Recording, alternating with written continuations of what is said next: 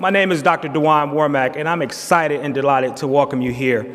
As you talk about history, I'm a sociologist by training, so I value historical context. And so I would like to say, in regards to history, I am the youngest college president in the United States of America. That's among historically black colleges and universities, that's among community colleges, that's among four-year institutions. And it's an honor to be here at Harris-Stowe to do that. So let me go back and talk about a little history. And so we are on fertile land here at this phenomenal institution. Over 157 years of history, founded in 1857 as Harris Teachers College with St. Louis Public Schools. But then the creation in 1890 of Stowe Teachers College. The most interesting piece behind that, in 1924, the two institutions merged. Then in 1954, around Brown versus Board, they became one institution. The name Stowe dropped, losing the African-American historical context. 1979, phenomenal year where the icon, Henry Givens, who served for a very long time at this institution, became a state institution. The name came back. And so after 32 years of leading this institution, in 1987, become a historically black college and university. So there's a lot of rich history at our institution. So we'll spend a lot of time over the next couple years embracing, celebrating our holistic history. We have our homecoming. This is a shameless plug. We have our homecoming coming up November the 1st, and I'm encouraging everyone to come back. We did something a little different this year. I have representation from Harris, 1964 graduate of Harris. I have the first black Miss Harris-Stowe, 1972 graduate serving on the homecoming committee, and I have 2 graduates from Stowe Teachers College and about 7 from Harris-Stowe. So we're bringing that community all together to celebrate the unique and the rich history that we have here at this institution. So thank you for being here. We're excited about partnering with ARCHS. This has been a relationship that has been going on for a few years now, and we're looking forward to embracing long-term relationship. Education is what we were founded as a teaching institution. So we will be the intellectual leading think tank throughout the city. Students, how many educators are here? I heard there's some maybe counselors, principals, awesome. So any student that's looking for a transformative education or a holistic experience, we will focus on the holistic development of the student, academically, personally, socially, and spiritually. If you have students that are looking for that transformational experience, send them here to Harris-Stowe. If not, we're coming to get them. Once again, good morning and have a phenomenal day. Thank you. Major metropolitan areas like St. Louis don't celebrate 250th birthdays very often. So in keeping with this historic birthday theme, we at ARCHS thought it would be ideal to reach out to some of the region's most noted historians and authors to give us insight into how to teach history in newer and more innovative ways. In creating strategy for ARCHS, or any of the other organizations that I've had the pleasure of leading, I've always embraced the past as a beginning concept. In fact, in my office, I have 2 wonderful reminders of this concept. The first one is my Sankofa bird sculpture. The concept of Sankofa is derived from the Akan people of West Africa. Sankofa is expressed in the Akan language as Siwo wir fi na wosan kafa e yinke. Translated, it simply means, it's not taboo to go back and fetch what you forget. Sankofa teaches us that we must go back to our roots in order to move forward. That is, we should reach back and gather the best of what our past has to teach us so that we can achieve our full potential as we move forward into the future. Visually and symbolically, Sankofa is expressed as a mythical bird that flies forward with its head turned backward. This symbol reflects the Akan belief that our past must serve as a guide for planning our future. My Sankofa bird sits on the right side of my office. On the left side of my office hangs my great-great-aunt J.Z. Brooks's 1918 college degree from Central Mississippi College. Aunt J.Z., the youngest of 14, and her oldest sister, my great-great-grandmother Sally, were the first college graduates of my family. This diploma is my constant reminder of my family's rich history of both struggle and success. We can only imagine what it was like for Auntie Jay-Z, that's what we used to call her Auntie, we didn't call her Jay-Z, and Grandma Sally, what it was for them to obtain college degrees during the darkest hours of the segregated Jim Crow South. Very simply, we must learn from our past and continue to move forward. We must learn from our past and continue to move forward. Hence, a history conference, we're moving forward. We have 20 outstanding sessions today. We will learn how to use storytelling techniques featuring children's authors Amanda Doyle and Carolyn Mueller. We will learn how to use culinary arts to learn about our past from food historian Suzanne Corbett. St. Louis's most prominent African-American historian and author, John Wright, a graduate of Harris-Stowe State University, will be here today to integrate history into everyday lesson planning and so much more. In your program book, you will see all of our presenters and all of our sponsors. Let's publicly acknowledge them with a thank you, both the sponsors and the presenters. Thank you all.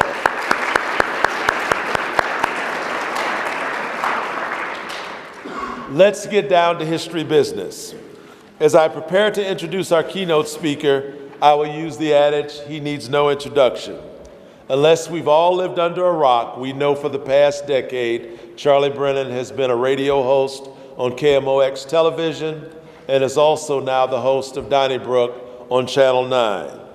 However, many of you may not know that he has authored several books around St. Louis history. Today, he will be discussing his latest work, Amazing St. Louis. And how amazing St. Louis is, Mr. Brennan and I just had a wonderful conversation about it. I am pleased to welcome, I am pleased to introduce to some and present to others, Mr. Charlie Brennan. First, a little something about me. I did arrive here in 1988, 26 years ago, from Boston, Massachusetts. Mark Twain said, if you send a damn fool to St. Louis and you don't tell them that he's a damn fool, they'll never find out. And that explains my quarter century here. By the way, does anybody watch Donnybrook by chance Thursday nights on Channel 9? Okay. If you haven't seen Donnybrook, basically every Thursday night at 7 o'clock, 5 people gather around a green table, and for half an hour, 4 of them listen to Ray Hartman. Some of you, okay, so you have seen it. Okay, you know what I'm talking about. So I got here from Boston, Massachusetts. That's where I had lived prior to coming to St. Louis. And in Boston, if there was a snowball fight between the villagers and the redcoats, they turned that into a tourist attraction. The Boston Massacre. Seriously, you know, in that Boston Massacre, when the villagers threw the snowballs at the redcoats, actually the British soldiers were represented by John Adams, who later became president of the United States. He was their attorney. And here in St. Louis, I got here, and my dad sent me, you know, he was living in Cleveland. He sent me a little article from the Cleveland Plain Dealer. There was actually a reprint of a Washington Post story saying that St. Louis was one of the most historic cities in the world. And I said, the world? Philadelphia, New York, Paris, Rome, maybe, but St. Louis? I didn't buy it. I thought it was complete exaggeration. But then I started to get bits and pieces of information about St. Louis from living here, of course, and I started changing my attitude towards St. Louis and history. And I also thought, I wonder why St. Louisans don't cherish or recognize the history that's in their own backyard. And I'll just give you one example. For about 24 years, I worked downtown across the street from the old courthouse, which is where Dred and Harriet Scott sued for their freedom in 1838, and that landmark case went all the way to the Supreme Court of the United States, 1857, infamous decision. Judge Taney ruled because they were African American, they had no rights to sue in federal court, right? That led to the Lincoln-Douglas debates, sectional conflict, the eventual election of President Lincoln, and the Civil War. Ken Burns, who a couple of weeks ago gave us that great PBS series on the Roosevelts, has also produced documentaries on jazz and baseball and the Civil War. In fact, Missouri's in all of these documentaries, including his documentary on Prohibition. But I asked him, because he had completed this documentary on the Civil War, I said, okay, where does the Dred Scott decision, which started in downtown St. Louis, as you know, the Scotts won a case here, they lost a case here, where does that rank when it comes to causes of the Civil War, our greatest national conflict? He said, well, Charlie, if the Civil War were a stool with three legs, the Dred Scott decision would be one of the legs. It was one of the three causes leading to the Civil War.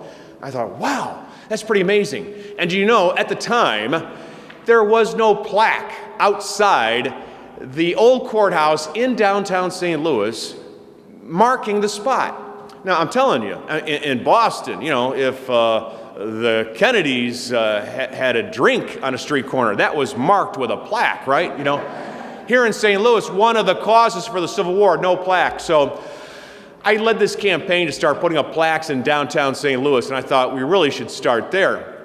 We ran into some difficulties, though, because the old courthouse is part of the ARCHS. The ARCHS is run by the National Park Service, which is run by the Department of Interior, and they have all these rules and regulations, and they weren't too crazy about putting up a plaque outside the courthouse. I don't even know why. I was once outside there interviewing people, and I said, do you know the Dred Scott decision took place in here? I was trying to make a point. And one fella, an attorney visiting from Los Angeles, said, I didn't know the Dred Scott case took place here. And I said, do you know about the Dred Scott case? Of course, I studied it in law school at UCLA. And he said, but how would I know about it? There's no plaque. So, I mean, you know, so people were walking around this place not knowing that they were on almost sacred ground, you know, in downtown St. Louis. So we ran into all these difficulties trying to get a plaque up, and then And this building kind of comes into play here because it's the Clay Center, named after William Clay, the first William Clay congressman from St. Louis, father of the current congressman. And so I brought to his attention, I said, you're not going to believe it, but there is no plaque in downtown St. Louis honoring this great African American. And he then made a few phone calls to the National Park Service. They didn't budge. And then he said, okay, well, we'll have hearings on this.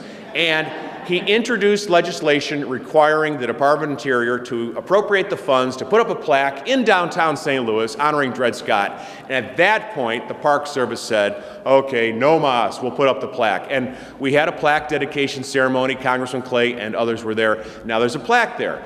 So I kind of became known as this guy, you know, interested in St. Louis history. That plaque actually took a while to put up. The first plaque I put up was for the Tums building in downtown St. Louis.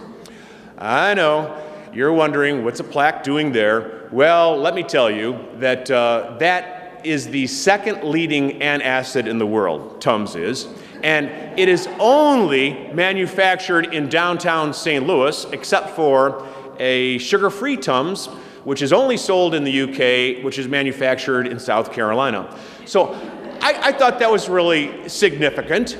And so I decided to put a plaque up there, but first I had to get the permission of the lawyers for the company who owned Tums at the time. At the time it was GlaxoSmithKline, and now it's SmithKline Beecham. These companies change their names so often they should put their signs up with Velcro. Anyway, so I sent a letter to New Jersey where the attorneys were, and I said, we'd like to put up this plaque. The wording would be, it's the only place in the world where they manufacture Tums. And I got this fax back that said, you can put up the plaque, but take out the language that it's the only place in the world where they manufacture Tums. I said, why?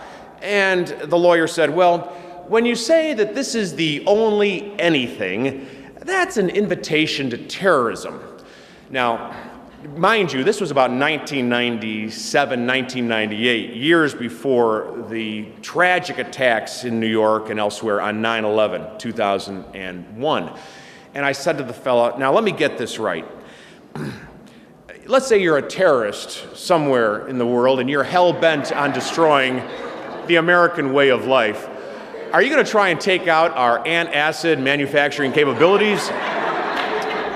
And he said, hey, funny boy, laugh all you want, but it's not going on the plaque. So we did put up the plaque, I believe it was 1997, and the next year when Mark McGuire had that big, march trying to beat Roger Maris's record, and there were reporters from all over the world, and one of them from a Detroit version of the Riverfront Times was staying at the Millennium Hotel across the street from the Tums factory, which is at 4th Street and Spruce, and the writer wrote, well, I stayed across the street from the historic Tums factory. I later discovered that, you may know this, that Saddam Hussein's nurse in his final months of life was from St. Charles. The guy lives in St. Charles. He's written a book about it, published locally by the Reedy Press. And Hussein told him, this guy from St. Chuck, that he used to feed his daughter Tums when she was a little girl and she had stomach problems. I go, well, it's kind of interesting because those Tums could only have been made here in downtown St. Louis. Little illustrious connection. So anyway, I'm putting up all these plaques, and in fact, at one point we sold Charlie Brennan's zesty barbecue sauce, and the royalties and the profits went to put up these plaques. And that was a good idea until Craig Schnook became the owner of the world's largest collection of Charlie Brennan's zesty barbecue sauce. And he didn't really want to have that collection. Actually, I thought to market it, we could tell the world, hey, this is during the West Nile scare. I said, why don't we tell people it repels mosquitoes? And the manufacturers of the Arcabasso Foods who manufacture the barbecue sauce said, Charlie, we're looking at the sales figures here. Apparently it repels human beings. But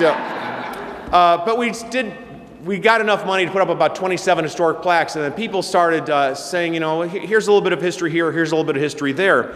And I said, there's so much history in this town. I started learning all about St. Louis because the word got on the street that I was really interested in local history.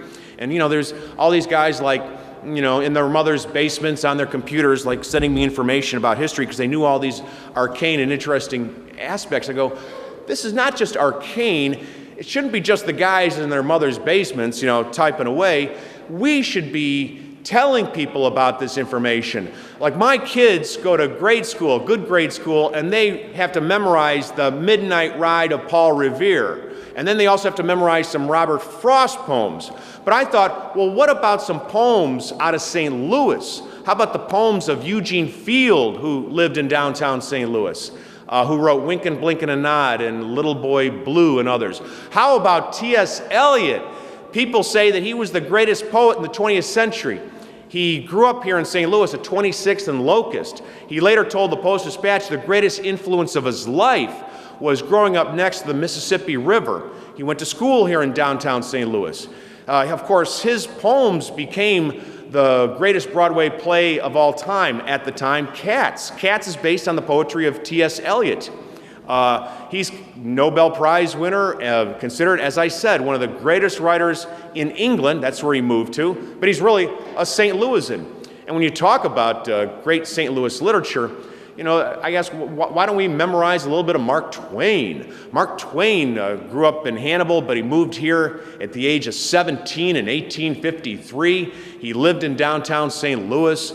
He wrote about St. Louis in The Adventures of Huckleberry Finn and in other books. In fact, his last appearance here was in 1902. It was at a plaque dedication ceremony for Eugene Field. And they were putting up a plaque and said, Eugene Field, the years of his birth and death. And someone walked up to Twain and said, I think that Eugene Field was actually born around the corner. I'm not sure, Mr. Twain, that this is his birthplace.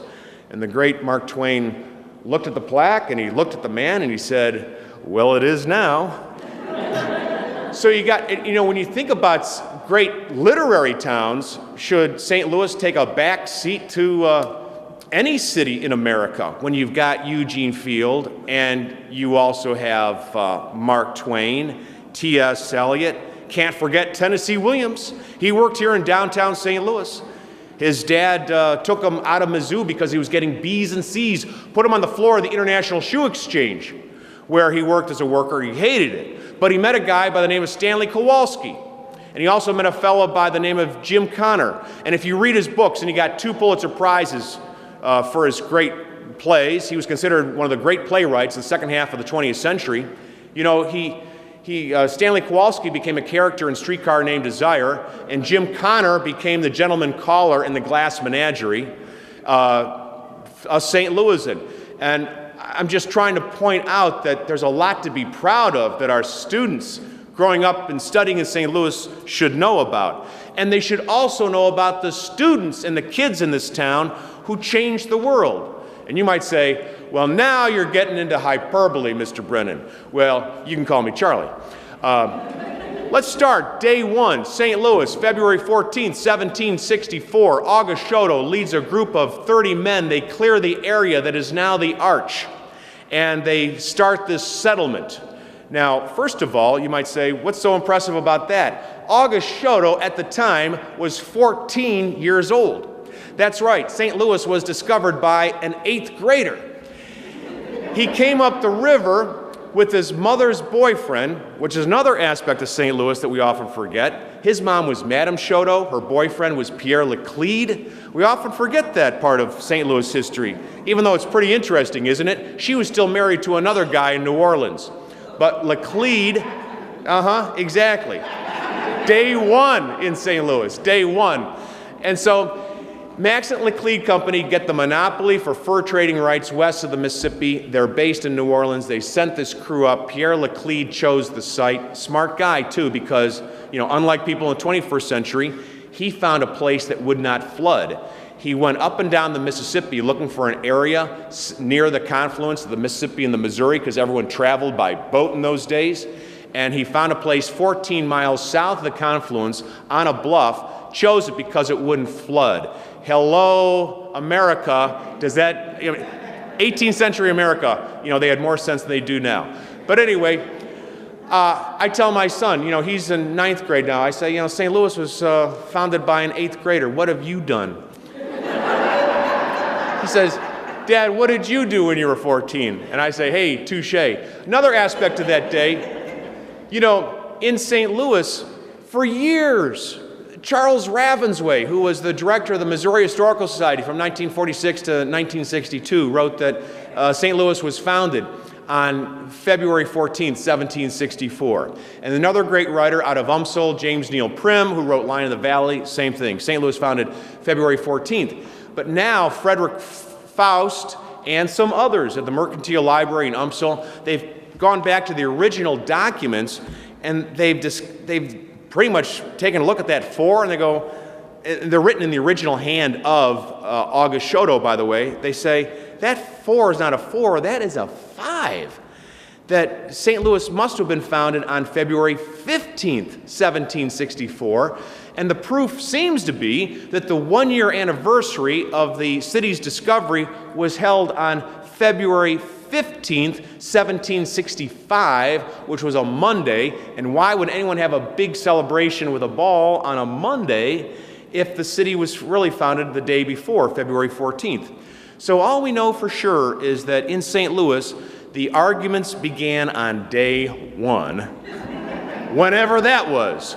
So there you have. Okay, St. Louis, founded by an 8th grader. And I say that because Pierre Laclede didn't arrive later until April of that year. The previous year he had chosen the site, but while August Shoto, 14, led this group of 30 men, Laclede didn't show up until April, 2 months later. Let's also talk about other great accomplishments of kids. How about the babies who changed the world? You might say, what the heck are you talking about? Well, in the late 1950s and in the 1960s, researchers at Washington University and at St. Louis University and elsewhere organized the St. Louis Tooth Study. And they got all these moms in St. Louis to collect their babies' teeth, the first teeth after they fell out. And they collected them and then studied them. Why?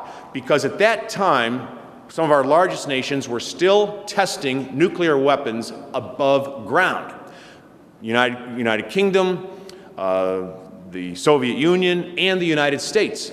So they studied these teeth for radioactivity, in particular strontium-90, which is a nuclear material. And they figured out that these teeth had high levels of strontium-90 when they shouldn't have had any.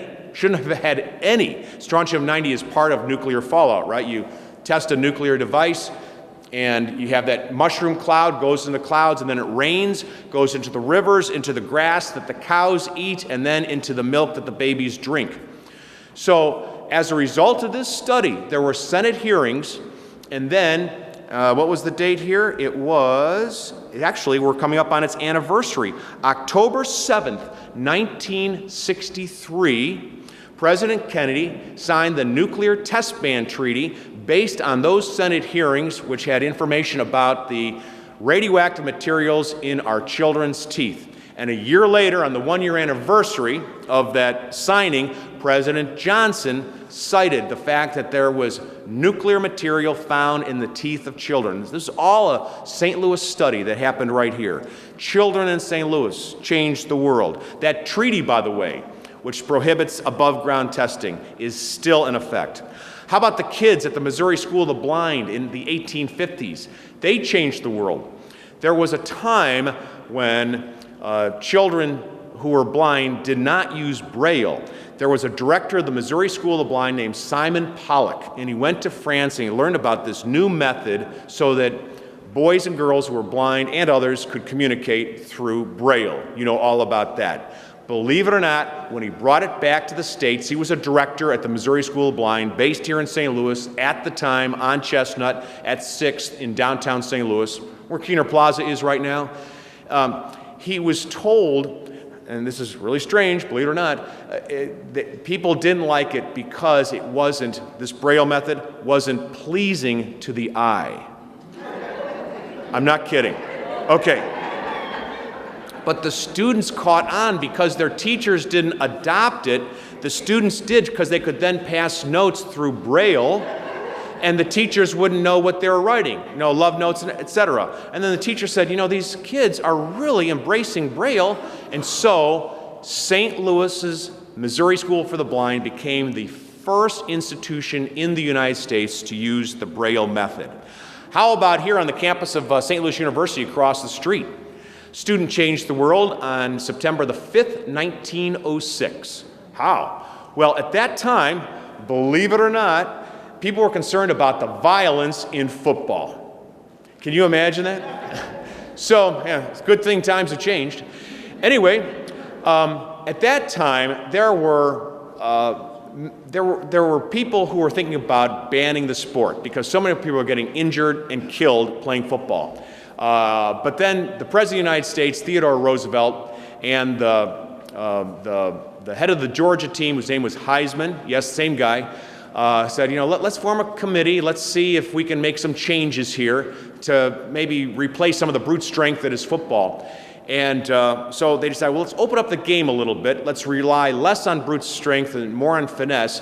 And so they allowed for the first time the forward pass.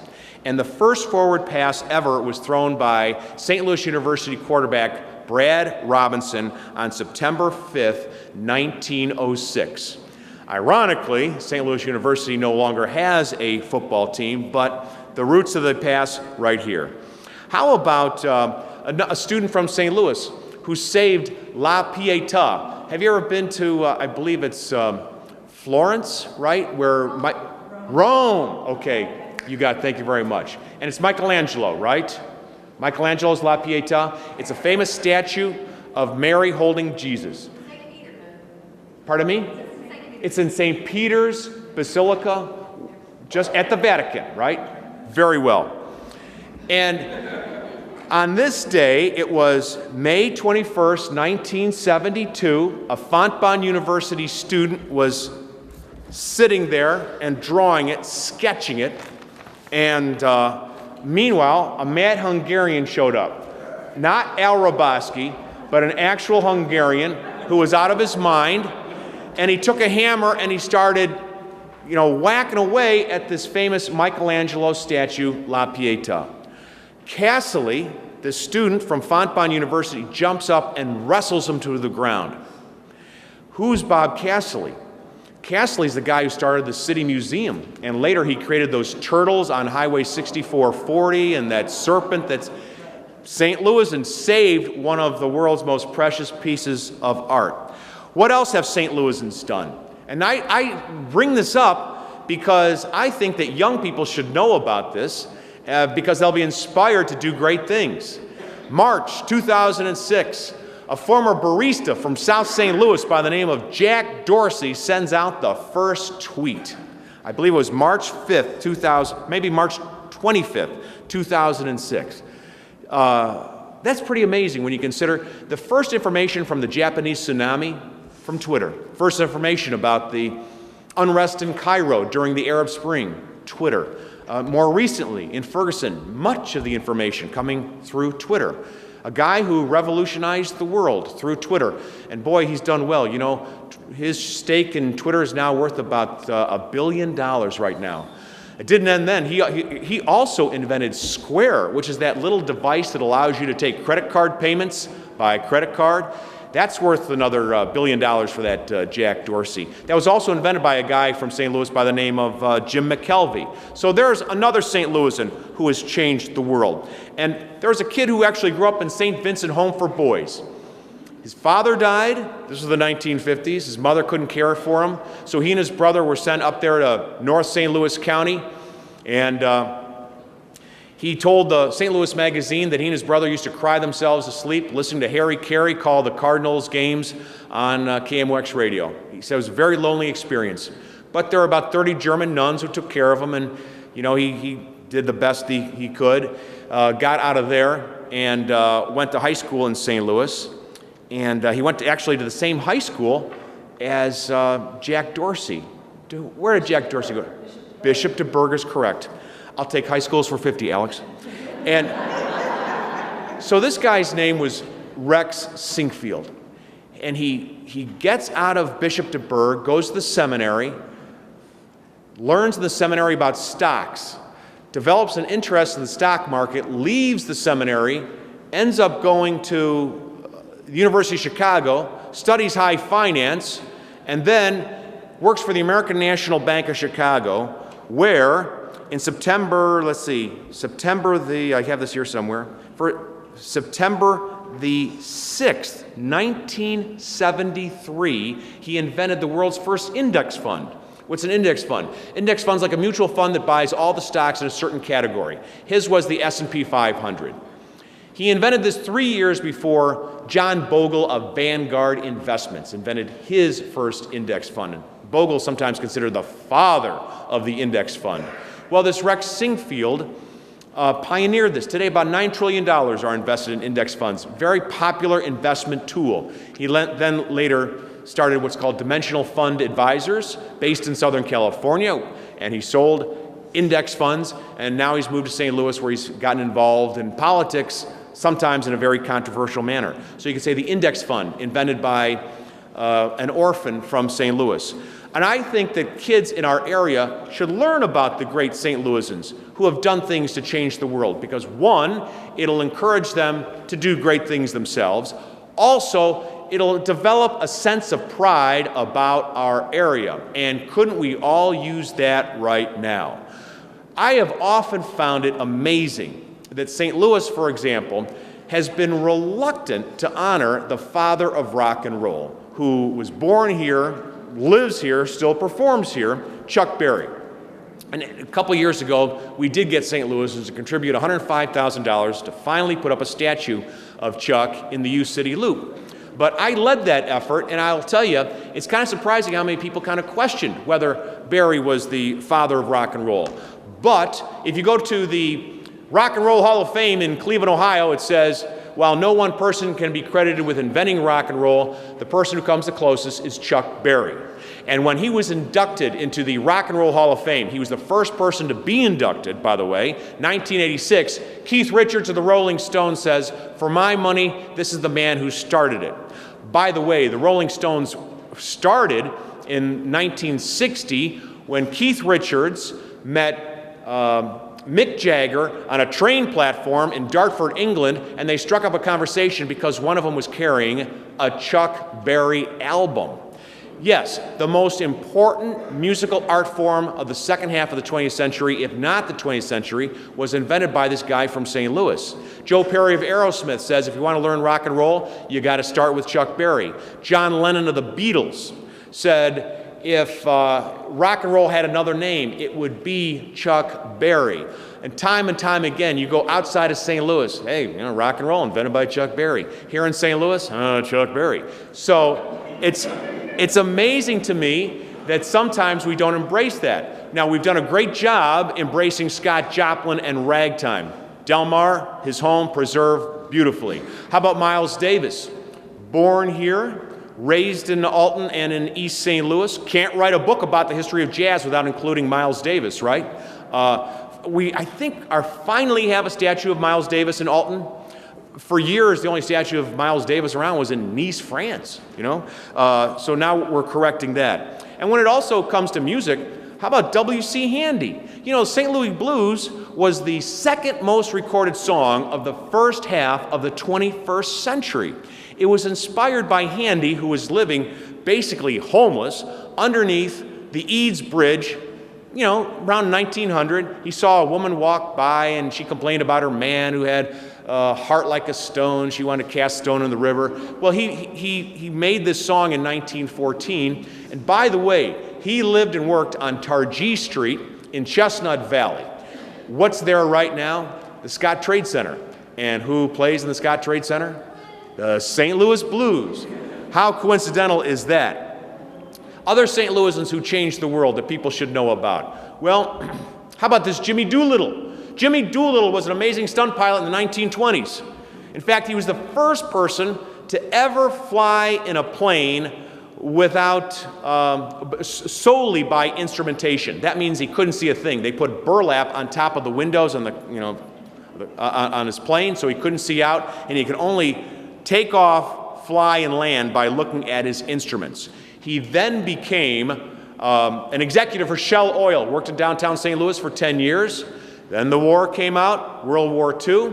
He went to join the war effort as a pilot, and he was asked to take on a mission to bomb Japan. Things weren't going well for the United States and her allies in the Pacific. And this was April of 1942, just 4 or so months after the bombing of Pearl Harbor. And so he was given this mission. There was only one caveat.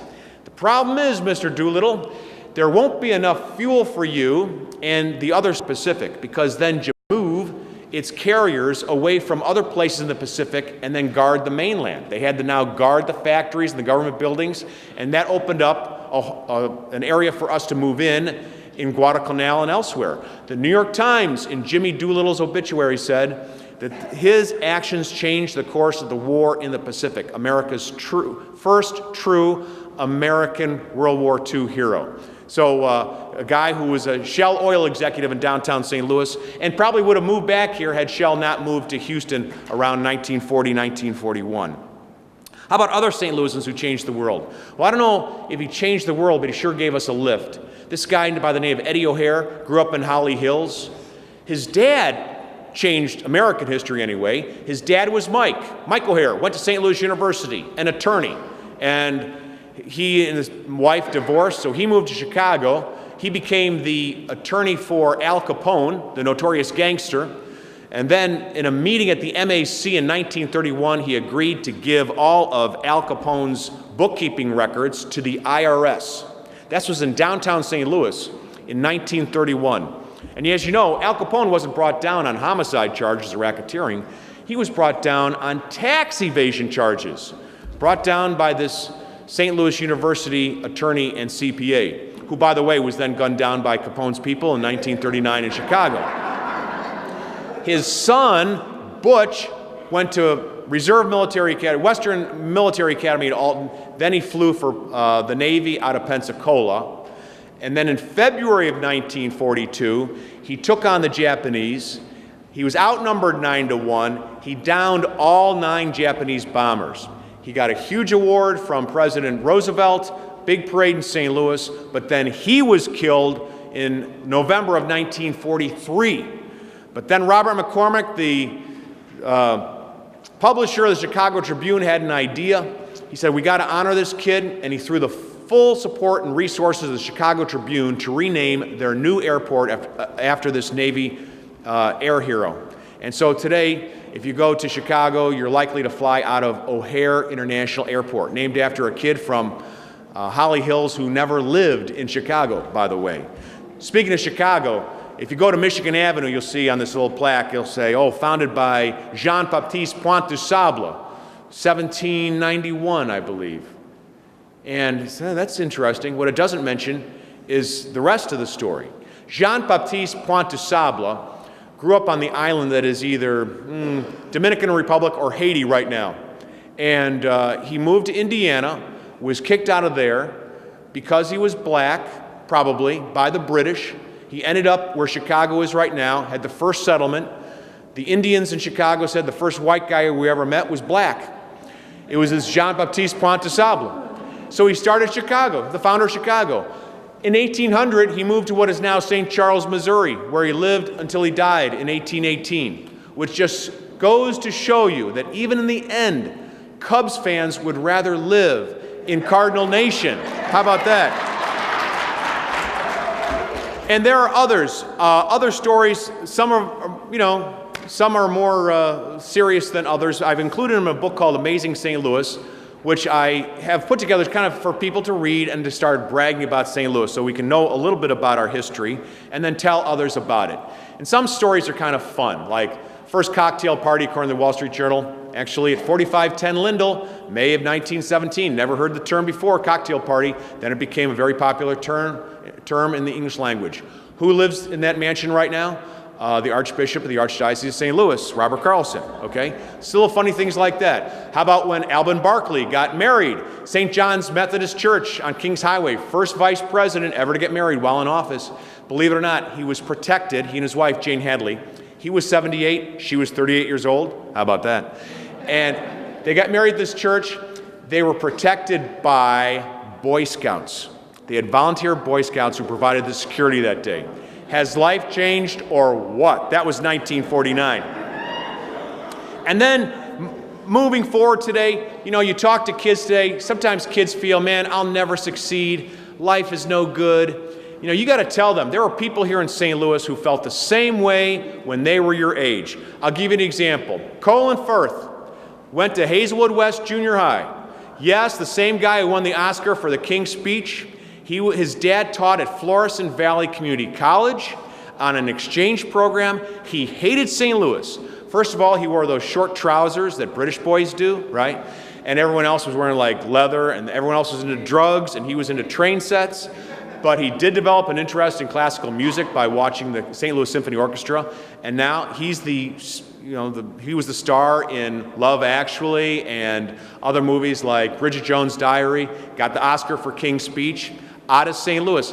Also, speaking of people who overcame great things, there's a kid by the name of Ted Kulangoski who was at the St. Joseph Home for Boys on South Grand.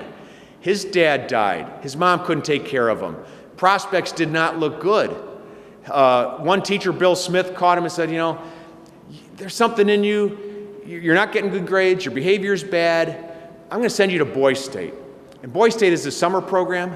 Something clicked, and he then became a Marine, went to Mizzou, became a lawyer, moved to Oregon, and he became the only person in that state's history to be a member of the state legislature, a Supreme Court justice for that state, and the governor of the state of Oregon.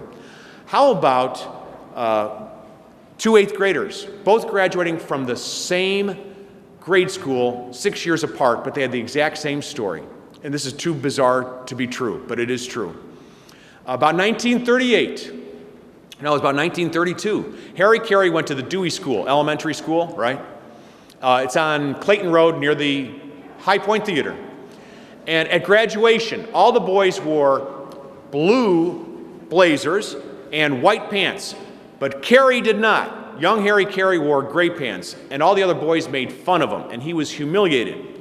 And he wrote in his autobiography, "Holy cow," 60 years later, he says, I vowed then and there I would show them, I would become a success. And he did, became a great announcer, Harry Carey. 6 years after that, there was this kid by the name Aaron Hotchner, now known as author A.E. Hotchner, who also went to the Dewey School, Clayton Road, 8th grade graduation. He wore clothing that was ill-fitted. He had borrowed something because he was so poor. He borrowed someone else's jacket and it was way too big. All the other boys made fun of him in the restroom. And he had a horrible experience, and then he vowed in his autobiography, King of the Hill, that he would show them. Isn't that bizarre? 2 8th graders, same school, they became successes. Hotchner actually also started Newman's own salad dressing line with Paul Newman. And then there's this guy, Arthur Ashe. We sometimes forget his St. Louis connection, but he told Ron Cobb of the Post-Dispatch that St. Louis was the sine qua non of his life. He couldn't have done it without being in St. Louis. You know, he grew up in Richmond, Virginia. The tennis courts there were segregated, and he didn't have much competition there, so he moved to St. Louis for his senior year, and he went to which high school? Sumner High School, right? And then he on the courts here in town, he played at the Armory. He battled this Jimmy Connors of East St. Louis, and he became a great, tremendous tennis player, as did Connors. And they actually met, the two of them, Connors from East St. Louis and Belleville, and Ashe, who graduated from high school here in St. Louis. They met 1975 in the Wimbledon's men's finals, and Ashe upset Jimmy Connors. It was the Battle of St. Louis that year. Well, Ashe died way too young. But as educators, you might appreciate this. If you go to Richmond, Virginia, you'll see a statue of Arthur Ashe. 2 hands are in the air, both carrying something. This arm has the tennis racket, and this arm has the book. And that was per Arthur Ashe's wishes. He said, if you have a statue of me, I want one hand holding a book, the other hand holding a tennis racket, but make sure that the book is higher than the tennis racket because academics are more important than athletics. And that from a man who won the Wimbledon men's finals in 1975 and graduated from high school here in St. Louis. I think there's a lot of stories like that. Unfortunately, or fortunately for you, we're out of time. So all I can say is St. Louis has a lot of history. Let's embrace it. Let's share it. Let's be proud of our area and the people who've accomplished great things, and let's go out and impact the world ourselves. And may I also say the book is available in the lobby. You can also get it online, or you can go to the library and get it for free. I'll give you a 15% discount today. It retails for $20.95, but I'll sell it to you for $18.45 plus tax and even $20. And I encourage you to buy in bulk. Actually, if you're having trouble sleeping at night, you might want to pick up a copy of this, and you'll have no problems at all. Or if you have a table at home and it's got 4 legs and one leg is shorter than the other, just put this book underneath it. Thank you very much for your time. I sure appreciate it.